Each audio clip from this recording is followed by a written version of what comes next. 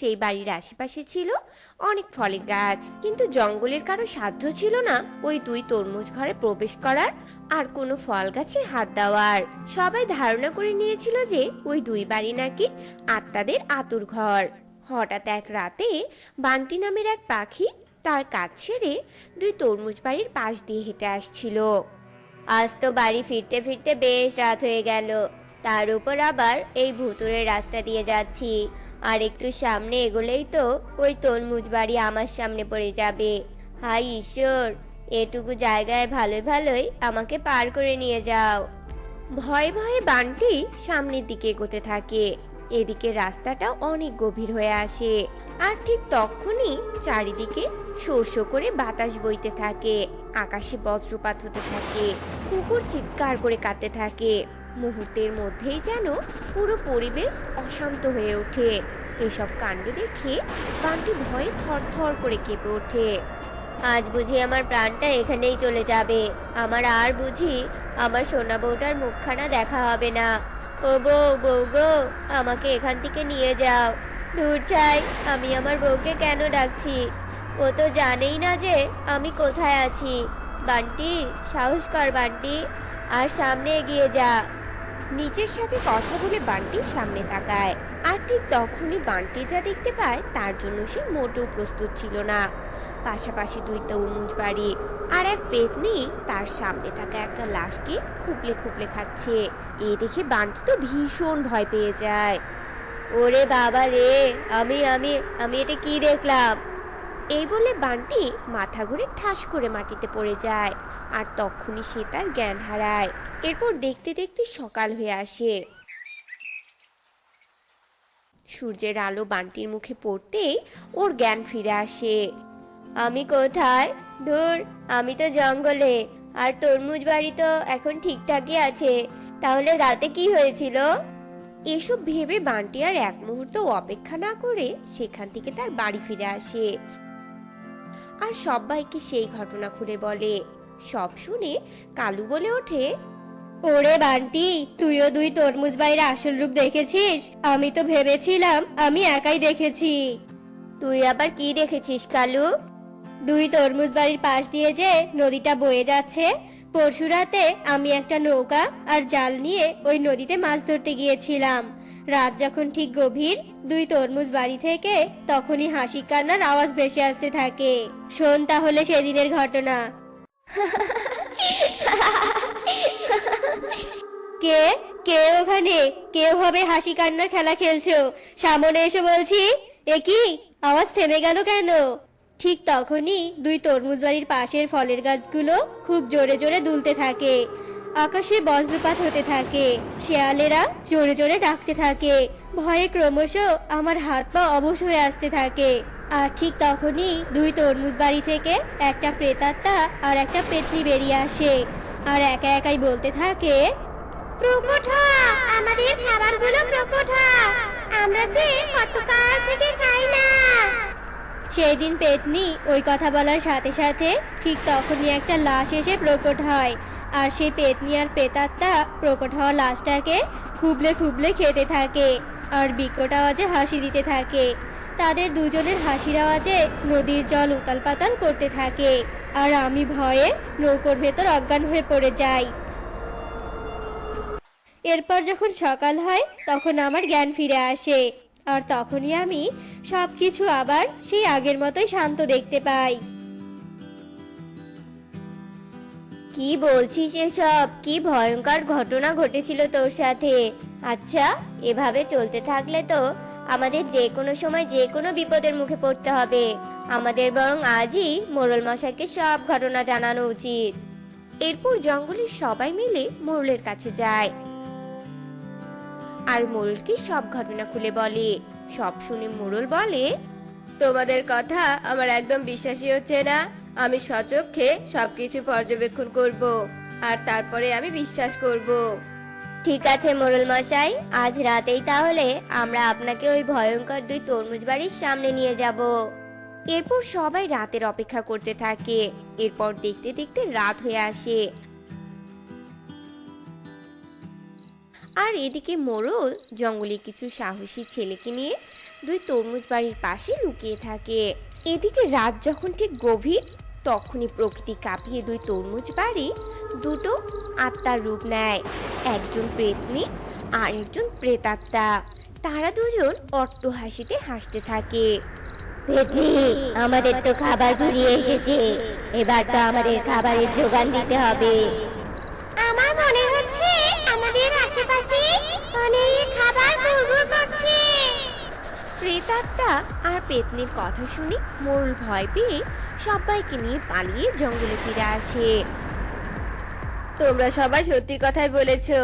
আমাদের এই দুই ভয়ঙ্কর তরমুজ বাড়ির হাত থেকে বাঁচতে হলে এক্ষুনি আমাদের ভৈরবী মাতার কাছে যেতে হবে। এরপর সবাই মিলে ভৈরবী মায়ের কাছে যায় আর সব ঘটনা খুলে বলে। সব শুনে ভৈরবী মা বলে, এ তো খুব সাংঘাতিক ব্যাপার। আমি যজ্ঞ করে এক্ষুনি ওদের প্রকট করছি, তোরা সবাই বস এখানে। এরপর ভৈরবী মা যজ্ঞে বসে আর তার যজ্ঞের মাধ্যমে দুই তরমুজ বাড়ি রূপী পেতনি আর প্রেতাত্মা প্রকট হয়। আমাদের তোরা কেন আহ্বান জানিয়েছিস? হ্যাঁ, আমাদের কাছে কি চাই তোদের? তোরা কেন দুই তরমুজ বাড়ি রূপে জঙ্গলে বসবাস করছিস, আর কেনই বা পাখিদের খাচ্ছিস বল আমাকে? তোরা কোথায় থাকিস আর কোথা থেকে এসেছিস তোরা? আমরা হলাম দুজনেই স্বামী স্ত্রী। অনেক বছর আগে আমরা দুজনেই জঙ্গলে এসেছিলাম পর্যবেক্ষণ করার জন্য। আর তখন আমরা দুজনে আমাদের নিজেদের সৃজনশীলতা দিয়ে দুটো তরমুজ বাড়ি বানাই। আর আমরা দুজনেই তখন থেকে সেই তরমুজ বাড়িতে আমাদের সারা জীবনের সঞ্চয় জমা করে রাখি। যদি কোনোদিন কোনো অসহায় পাখি বিপদে পড়ে তাহলে তাদের সাহায্য করব। এরপর থেকে আমরা দুজনে দুই তরমুজ বাড়ির ঘরে থাকতে শুরু করি। কিন্তু একদিন এক লোভী পাখি আসে আমাদের বাড়ি লুট করতে। কে তুমি, আর আমাদের ঘরে কেন এসেছো? বেরিয়ে যাও বলছি এক্ষুনি। হা হা হা, আমি তো বেরিয়ে যেতে আসিনি, আমি এসেছি তোদের সব কিছু লুট করে নিয়ে যেতে। এক্ষুনি এখান থেকে বেরিয়ে যা বলছি, নয়তো এর খবর কিন্তু খুব খারাপ হবে। তোরা আমার কি খারাপ করবি শুনি, তার আগে আমি তোদের শেষ করে দিব। এরপর পাখিটা আমরা দুজন কিছু বুঝে ওঠার আগে আমাদের পেটে ছুরি ঢুকিয়ে দেয়, আর আমরা দুজন ওখানেই মারা যাই। এরপরে পাখিটা আমাদের সব কিছু লুট করে নিয়ে চলে যায়, আর আমরা দুজনে তরমুজ বাড়িতে অতৃপ্ত প্রেতনি আর প্রেতাত্মা হয়ে ফিরে আসি, আর আমাদের মৃত্যুর প্রতিশোধ নিতে থাকি। ওই পাখিটা তোদের সাথে যা করেছে তা অন্যায় করেছে, তোরা তোদের প্রতিশোধ নিয়েছিস। তারপরও কেন তোরা এই নিষ্পাপ পাখিদের ভয়ে আতঙ্কে রাখছিস বলতো? তোরা দুজন এখন মুক্ত হয়ে যা। তুই ঠিকই বলেছিস, আমরা দুজন এখন মুক্ত হয়ে যাব, কারণ আমরা বুঝতে পেরেছি যে আমাদের সাথে অন্যায় করেছিল সে তো তার উপযুক্ত শাস্তি পেয়েছে। তাই তোদের আমরা আর জ্বালাবো না রে। এরপর দুই তরমুজ বাড়ির পেতনি আর প্রেতাত্মা অদৃশ্য হয়ে যায়। তার সাথে সাথে দুই তরমুজ বাড়িও অদৃশ্য হয়ে যায়। আর জঙ্গলের সবাই নিজেদের ভয় আর আতঙ্ক থেকে বেরিয়ে আসে, স্বাভাবিক জীবন যাপন করতে থাকে, আর সবাই অনেক সুখে দিন কাটাতে থাকে। বৃন্দাবন জঙ্গল, সেই জঙ্গল জুড়ে রয়েছে অনেক বড় একটি মহানন্দা নদী। নদীটি যেন পুরো জঙ্গলের সৌন্দর্যকে আরো বাড়িয়ে দিয়েছে। ওই জঙ্গলের দক্ষিণ কোণে রয়েছে দুটি সুন্দর বাঁশের বাড়ি, কিন্তু এত সুন্দর বাড়ি হলেও জঙ্গলবাসীরা কেউ কখনো সেই বাড়িতে যেত না। উফ বাবা, কি সুন্দর এই জঙ্গলটা! জঙ্গলের এত সুন্দর সৌন্দর্য দেখে আমি একদম মুগ্ধ হয়ে যাচ্ছি। কিন্তু এখানে তো অনেক রোদ, আমি যে এখানে একটু বিশ্রাম নিব তারও কোনো জো নেই। এখানে তো পাখিরা বসবাস করে না, সব অন্যদিকে বসবাস করে। এসব বলে ভ্রমণকারী পাখিটি আশেপাশে তাকিয়ে দেখতে থাকে, কিন্তু কোথাও সে কোনো বাড়ি দেখতে পায় না। উফ বাবা, এই ভর দুপুর বেলা আমি এখন কোথায় বিশ্রাম নিব? এমন কাঠফাটা রোদে তো বেরোনো অসম্ভব। যাই, একটু সামনের দিকে এগিয়ে দেখি। এসব বলে পাখিটি আবার সামনের দিকে এগিয়ে যেতে থাকে। এমন সময় পাখিটি দুটো বাঁশের বাড়ি দেখতে পায় আর বলতে থাকে, আরে বাহ, কত সুন্দর দুটি বাঁশের বাড়ি! এই জঙ্গলে এত সুন্দর বাড়ি আমি তো কল্পনাও করতে পারছি না। ওয়াও, আমি এখন এখানে বসে বিশ্রাম নিব। পরে রোদ কমে গেলে বিকেলে আমি ঘুরতে বের হব। এসব বলে পাখিটি দুটো বাঁশের বাড়ির মাঝে একটি ঘরে ঢুকে পড়ে আর দেখে সুন্দর পরিপাটি করে সাজানো বাড়ি দুটো। এরপর পাখিটি বিছানায় শুয়ে পড়ে আর ঘুমিয়ে পড়ে। হঠাৎ কারো হাসির শব্দে পাখিটির ঘুম ভেঙে যায় আর পাখিটি চোখ খুলতেই একটা ডাইনিকে দেখতে পায়। কিরে, আমার বাসার বাড়িতে এসে আরাম করে ঘুমিয়ে আসিস তাই না?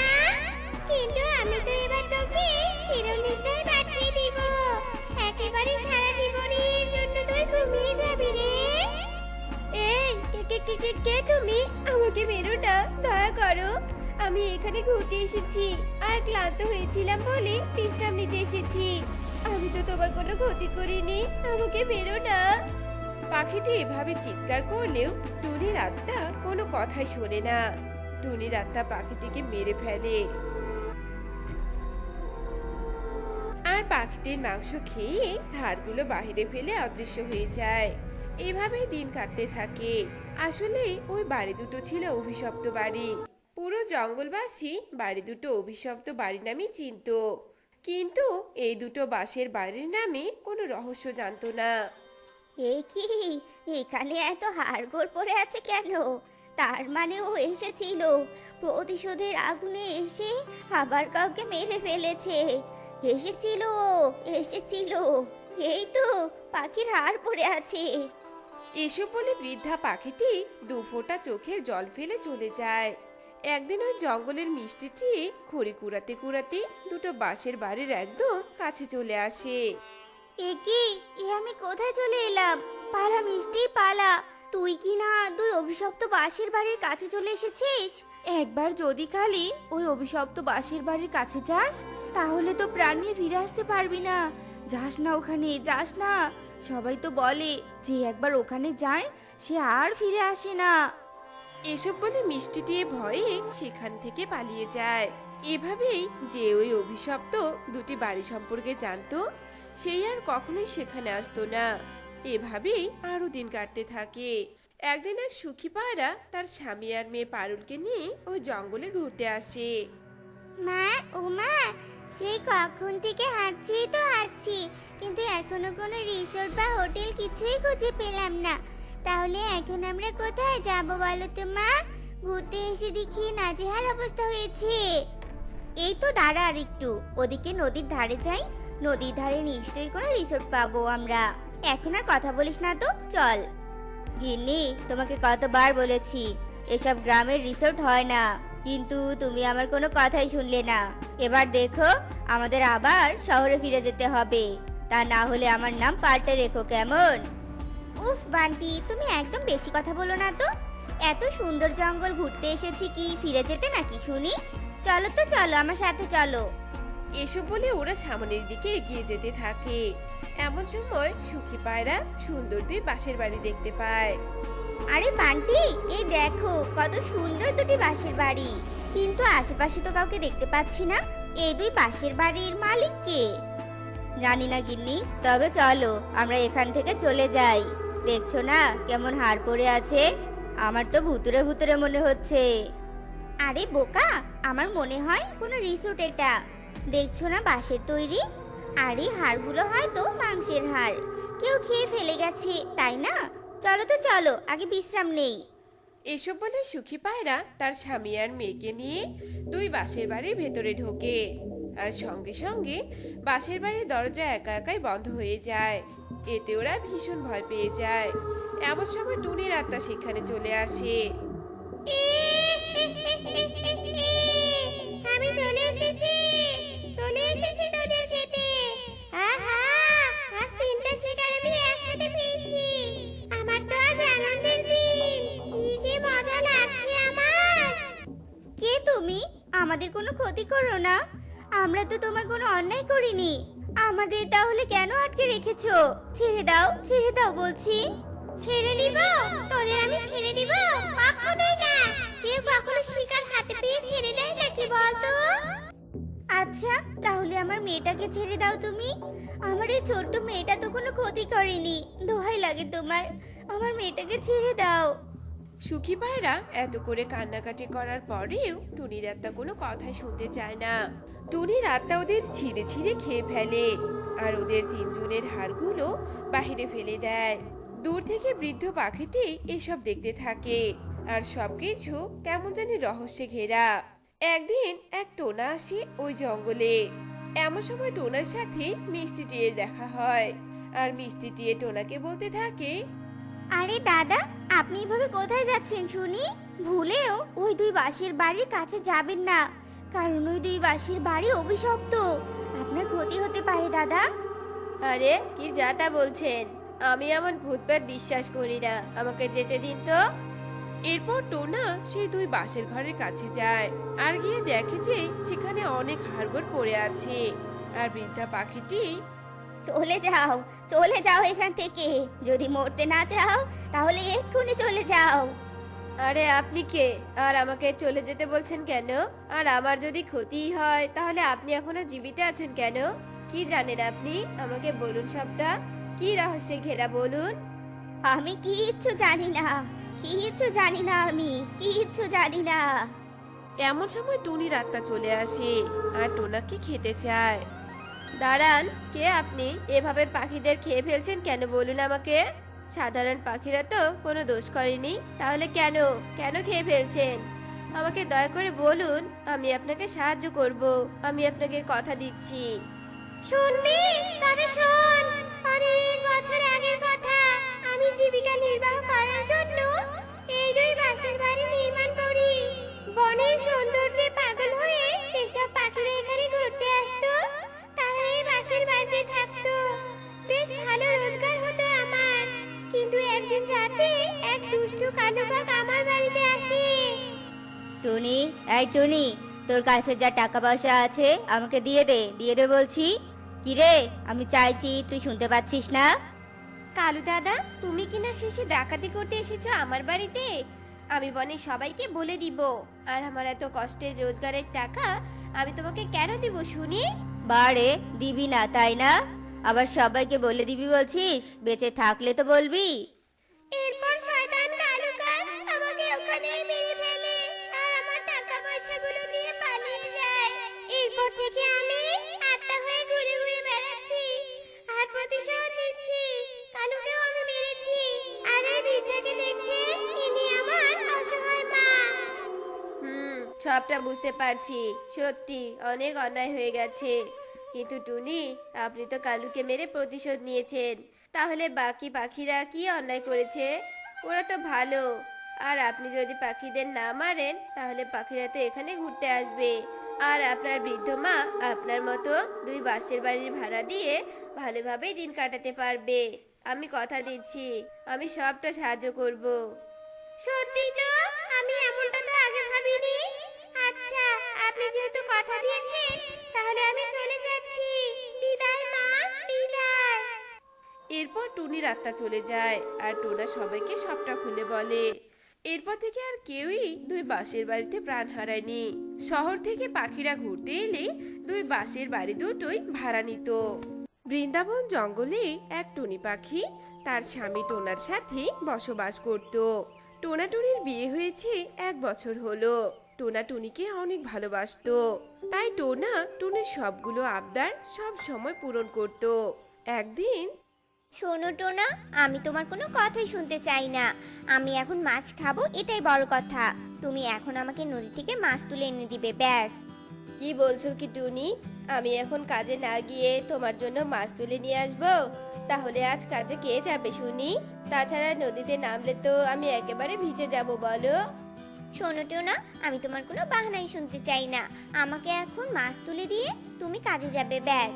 আর শোনো, তুমি যদি আমার কথা না শোনো তাহলে কিন্তু খুব খারাপ হয়ে যাবে, এই বলে দিলাম। উহ টুনি, আমি তোমার কোনো কথাই শুনতে চাই না। আমার কাজে যেতে দেরি হচ্ছে, আমার সামনে কান্না করো না তো। টোনার এমন কথা শুনে টুনি ভীষণ রেগে যায় আর ন্যাকা কান্না করতে শুরু করে দেয় আর বলতে থাকে, হাই ঈশ্বর, তুমি আমার কপালে কাকে রেখেছো?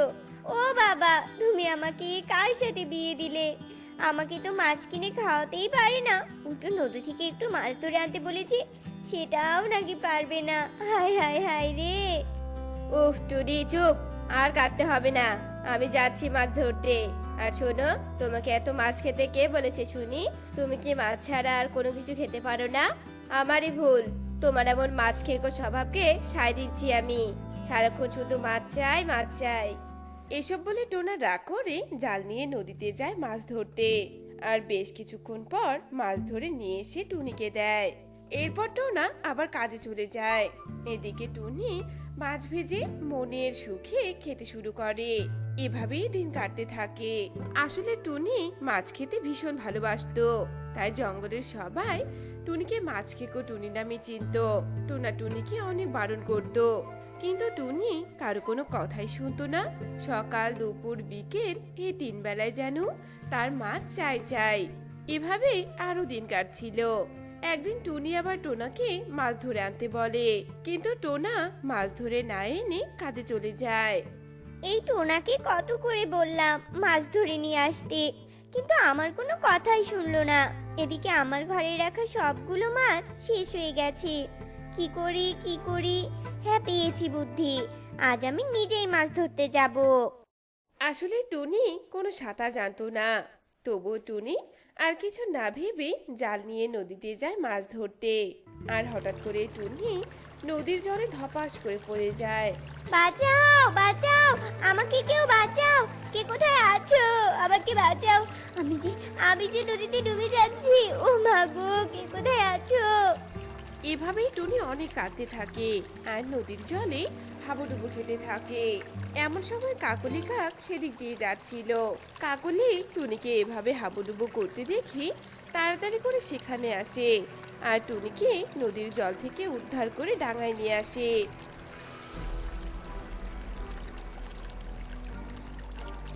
উফ কাকুলি, তুই আজকে আমাকে বাঁচালি রে।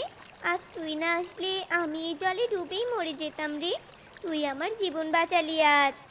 সে না হয় বাঁচালাম, কিন্তু তুই আমাকে একটা কথা বলতো। তুই তো সাঁতার পারিস না, তাহলে তুই কেন নদীতে মাছ ধরতে এসেছিস বলতো? এক্ষুনি তো অনেক বড় একটা সর্বনাশ হয়ে যেত রে।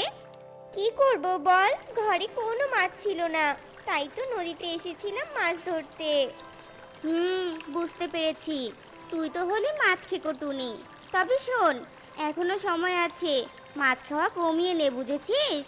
নয়তো একদিন অনেক বড় বিপদ হবে তোর। এবার বাড়ি চল তো, বাড়ি চল। এরপর কাকলি আর টুনি বাড়িতে চলে আসে আর এভাবেই সেই দিনটা কেটে যায়। পরের দিন টোনা টুনির মুখে সব ঘটনা শুনে অনেক রেগে যায়। কি বলছো তুমি টুনি? এত বড় একটা ঘটনা ঘটে গেছে আর তুমি আমাকে এখন বলছো? তবে দাঁড়াও, আজ তোমাকেই মাছ আমি ইচ্ছে মতো খাওয়াবো। এসব বলে টোনা বাজার থেকে অনেকগুলো মাছ কিনে এনে টুনিকে দেয়। মাছ খাবে না তুমি? এই নাও, খাও খাও, তুমি মাছ ইচ্ছে মতো মাছ খাও। আসলে আমি অনেক বড় ভুল করেছি তোমার মতো মাছ খেকো টুনিকে বিয়ে করে। জীবনে যা রোজগার করছি তার সব দিয়ে তোমাকে মাছ কিনে দিতে হচ্ছে আমার। এসব বলে টোনা রাগ করে ঘরে চলে যায় আর টুনি মাছগুলো দেখতে থাকে। আসলে টোনা যে মাছগুলো এনেছিল তার মাঝে একটি মাছ ছিল অনেক বড়। টুনি মাছটিকে দেখে বলতে থাকে, বাবা, এই মাছটি তো অনেক বড়। আমি বরং এই মাছটিকে ভালো করে কেটে নেই আর তেলে ভেজে খাই। এসব বলে মাছ খেকো টুনি যে না মাছটি কাটতে যাবে, তখনই মাছের ভেতর থেকে একটা রাক্ষসী বেরিয়ে আসে আর রাক্ষসী হাসতে হাসতে বলতে থাকে, বড্ড উপকার করলি রে তুই। তোর জন্য আমি মুক্ত হতে পারলাম। এবার তাণ্ডব চালাবো আমি, তাণ্ডব। আমাকে বন্দি করে রাখা, এবার দেখাবো মজা। এসব বলে রাক্ষসী চিৎকার করে হাসতে থাকে আর রাক্ষসীর চিৎকার শুনে টুনি ভীষণ ভয় পেয়ে যায়।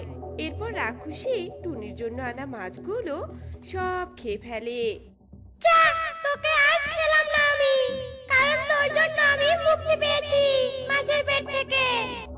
এরপর রাক্ষসী সেখান থেকে চলে যায় আর টুনি চিৎকার করে বলতে থাকে, এই পেতনি, আমার মাছ, আমার মাছ গেল গেল গেল রে। আমার সবগুলো মাছ খেয়ে গেল। এখন আমি কি খাবো? আমার মাছ।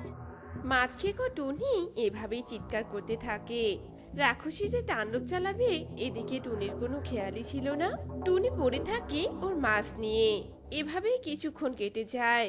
এদিকে রাক্ষসী জঙ্গল দিয়ে ঘুরে বেড়াতে থাকে আর বলতে থাকে, আজ কতদিন পর আমি মুক্তি পেয়েছি, মুক্তি! কি যে ভালো লাগছে আমার! উফ বাবা, খুব খিদে পেয়েছে আমার! কি খাই কি খাই, কোনো শিকার তো আশেপাশে দেখছি না আমি। এসব বলতে বলতে রাক্ষসী সামনের দিকে কবুতরকে দেখতে পায় আর বলতে থাকে, এই তো পেয়েছি আমি, পেয়েছি শিকার! এবার তোকে মজা করে খাবো আমি। রাক্ষসী, আমাকে খেও না, তুমি আমাকে ছেড়ে দাও। কবুতর এত করে বলার পরেও রাক্ষসী কবুতরকে গিলে খেয়ে ফেলে। এভাবেই দিন কাটতে থাকে। রাক্ষসী প্রতিনিয়ত কোনো না কোনো পাখিকে খেয়ে ফেলতো, কিন্তু বাকি পাখিরা কিছুতেই বুঝতে পারে না যে পাখিরা অদৃশ্য হয়ে কোথায় যাচ্ছে। এভাবেই দিন কাটছিল। একদিন টুনি যখন ঘরে বসে মাছ খাচ্ছিল, এমন সময় টোনা সেখানে আসে। টুনি, তুমি এখানে নিশ্চিন্তে মাছ খাচ্ছ? ওদিকে কি হচ্ছে তা কি তোমার খেয়াল আছে? হ্যাঁ, শোনো, জঙ্গলে পাখিরা কোথায় যেন হারিয়ে যাচ্ছে, কোথাও ওদের খুঁজে পাওয়া যাচ্ছে না। সবাই তো ভাবছে জঙ্গলে কোনো রাক্ষসী এসেছে। টোনার মুখে এমন কথা শুনে টুনি সেই রাক্ষসীর কথা মনে পড়ে আর টুনি টোনাকে সবটা খুলে বলে। টুনি, সত্যি তুমি মাছের প্রতি অন্ধ হয়ে গেছো? রাক্ষসীর কথা তুমি আমাকে আজকে বলছো? ছি টুনি, ছি! কত পাখির প্রাণ যাচ্ছে। তবে আর দেরি নয়, বনের পাখিদের নিয়ে এক্ষুনি তান্ত্রিক বাবার কাছে যেতে হবে। এরপর টোনা বনের পাখিদের নিয়ে তান্ত্রিক বাবার কাছে যায় আর গিয়ে সবটা খুলে বলে। সব শুনে তান্ত্রিক বাবা ধ্যানে বসে আর ধ্যান শেষে বলে, শান্ত হ বাছারা, আসলে ও এক শক্তিশালী রাক্ষসী। কয়েক বছর আগেও পাখিদের বিরক্ত করছিল, তাই পাখিরা ওকে মাছের ভেতর বন্দি করে রেখেছিল, আর তারপর টুনি ওকে মুক্ত করেছে। তান্ত্রিক বাবা, এবার তাহলে আমরা ওই রাক্ষসীর হাত থেকে কি করে মুক্তি পাবো? আপনি ওকে বন্দি করুন বাবা, আমরা যে আর কেউ ওর পেটে যেতে চাই না, আপনি রক্ষা করুন। শান্ত হ তোরা, আমি ওকে যোগ্য করে ডেকে নিয়ে আসছি। এরপর তান্ত্রিক ধ্যান করে রাক্ষসীকে ডেকে নিয়ে আসে।